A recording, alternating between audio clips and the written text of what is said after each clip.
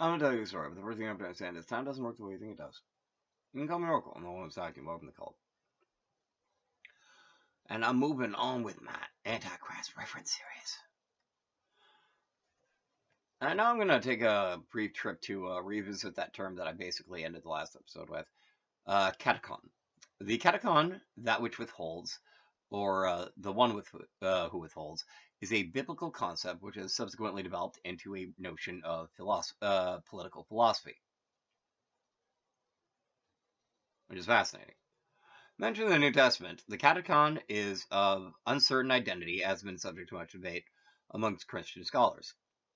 Common interpretations for the identity of the Katechon include the government, the church, or the Holy Spirit.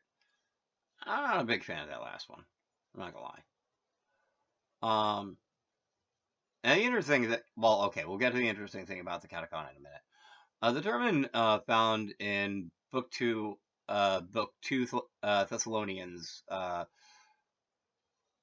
chapter 2, verses 6 through 7, is an eschatological context. Christians must not behave as if the day of the Lord would happen tomorrow, since the son of perdition, the Antichrist of books 1 and 2 of John, must be revealed before.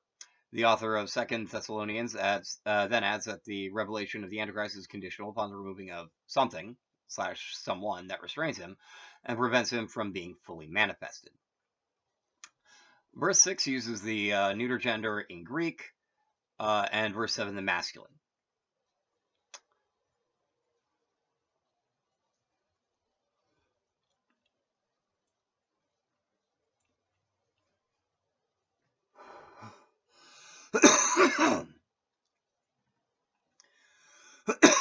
Now, it's interesting about the beginning of this is it immediately brings up that that this thing is restraining the Antichrist. Now, the thing about that is that's only half true. Proposed identifications. The Catholic and Eastern Orthodox tradition consider that the Antichrist will come at the end of the world. The Katechon, which restrains his coming, or was someone or something that was known to Thessalonians and active in their time. You know what is restraining. That's real helpful. As the Catholic New American Bible states, traditionally to Thessalonians chapter 2 verse 6 has been applied to the Roman Empire, and to Thess 2:7 to the Roman Emperor, as bulwarks holding back chaos. Which is why earlier it referenced government and the church. However, some understand the Katechon as the Grand Monarch or a new Orthodox Emperor, and some as the rebirth of the Holy Roman Empire. Some scholars suggest that the Katechon is the Holy Spirit or the Church. The last two interpretations are usually believed by Christians, supporting a pre-tribulation rapture.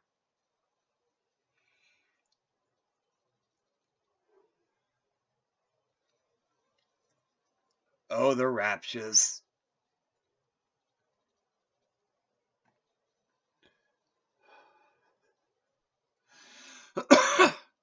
Oh, the rapture. All right, in scholarly works. In Nomos of the Earth, German political thinker Carl Schmitt suggests the historical importance within traditional Christianity of the idea of catechontic restrainer that allows for a Rome-centered Christianity, and that meant the historical power to restrain the appearance of the Antichrist and the end of the present eon.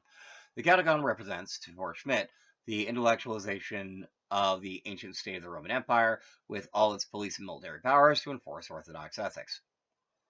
In his posthumously published diary, the Glossarium, the entry from December 19, 1947 reads, "I believe in the Katechon.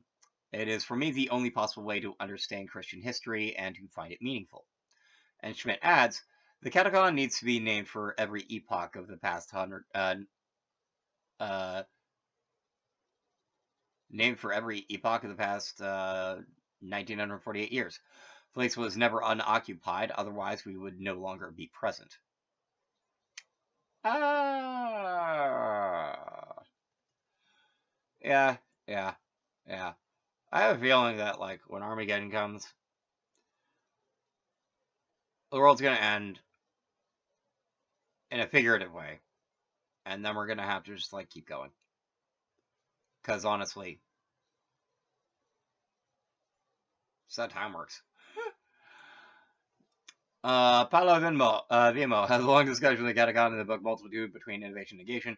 He refers to Schmidt's discussion. Vimo says that Schmidt keeps the Katechon as something that impedes the coming of the Antichrist, but because of the coming of the Antichrist is a condition for the redemption promised by the Messiah, the Katechon also impedes the redemption. Yeah, that's why I was like, yeah, that's only half of the story. Vino uses Katechon to refer to that which impedes both the war of all against all and totalitarianism. For example, the Society of Orwell's Big Brother, 1984. It impedes, but it impedes both, as in it, like the Katechon impedes both the redemption and the Antichrist, but eliminates neither. Like, yes, technically it restrains the Antichrist, but like, doesn't eliminate it.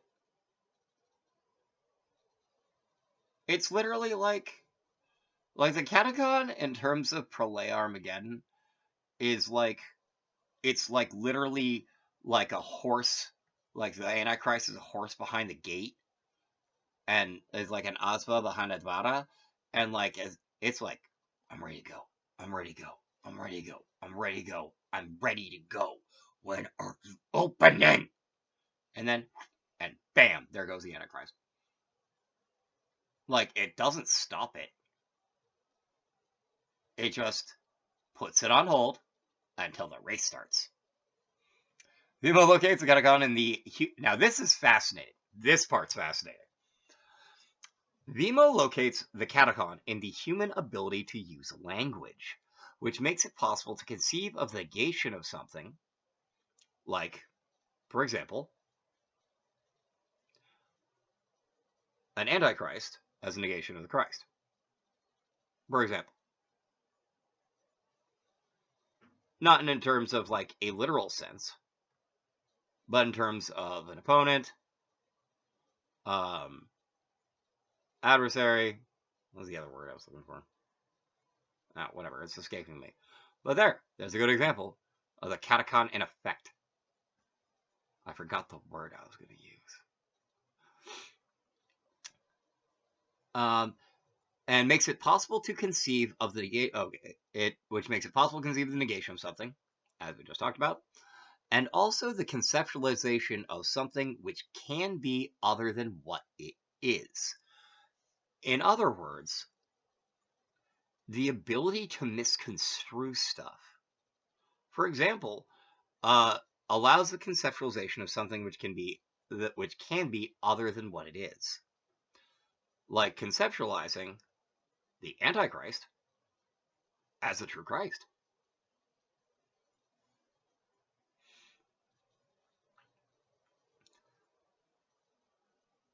Which basically, I guess, would be like if a bunch of people like decided someone was the true Christ, started calling him that, started believing in that, when he's not.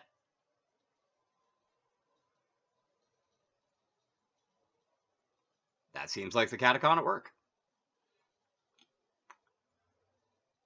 So I guess it isn't even like the human ability to use language, but it's rooted in the human ability to use language. At least in my opinion, like reading about this right now. And in the bioanthropological behavior of humans and social animals, which allows people to know how to follow rules without needing a rule to tell them how to follow a rule, then a rule to tell how to follow that rule, and so on to infinity, where you're constantly referring back to what the rules are to follow the last rule. These capabilities permit people to create social institutions and to dissolve or change them, and also to lock themselves into them. And that is the Katechon. Thank you for watching. Please feel free to like, share, comment, and subscribe. Oh, fun note. That sounds like something that can literally be solved by a Santana, especially if it's like a double Santana do justice and translate at the same time. Like, maybe it's just me, but I feel like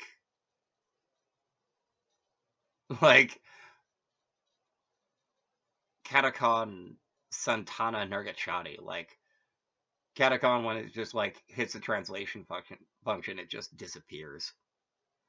That'd be hilarious. Anyway, thank you for watching. Please feel free to like, share, comment, and subscribe.